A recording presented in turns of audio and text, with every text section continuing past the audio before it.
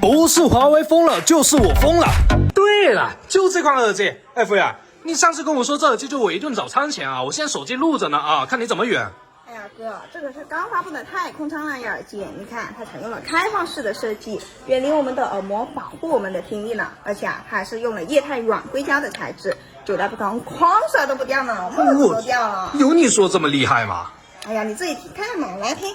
当记忆的线缠绕过我去，还是 HiFi 音质呢？所以你这耳机到底怎么卖的嘛？哎呀哥，现在跳水了，你要是真喜欢，来我直播间，这个包你满意。